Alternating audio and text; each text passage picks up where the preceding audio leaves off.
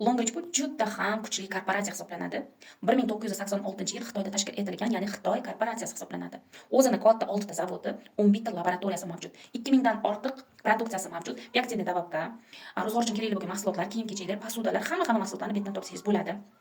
Mahsulotlarni GMP, ISO, halol va boshqa sertifikatlari mavjud. Hech qanaqangi mahsulotlarning tarkibiga noshar'iy narsalar qo'shilmaydi.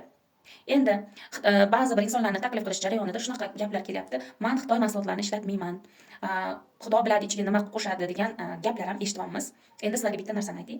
Longbridge kompaniyasi nafaqat o'zini mahsulotlarini, undan tashqari jahon taniydigan juda ham mashhur brendlarning mahsulotlarini ham mana shu Longbridge kompaniyasini zavodlarida ishlab chiqaradi.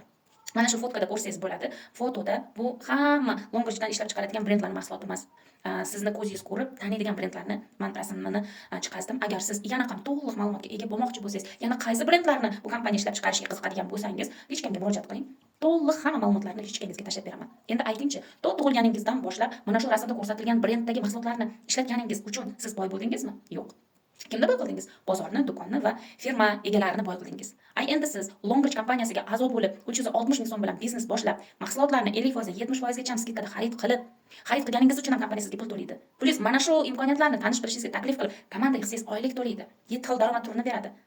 Shunaqa imkoniyati bor kompaniyaga qo'shilmasdan yana kuzatib, boshqa birovlarni boy qilishni yana davom ettirasizmi? Agar siz o'zingiz boy qilishni istasangiz, menga murojaat qiling. Batafsil kompaniya to'g'risida ma'lumotlarni beraman.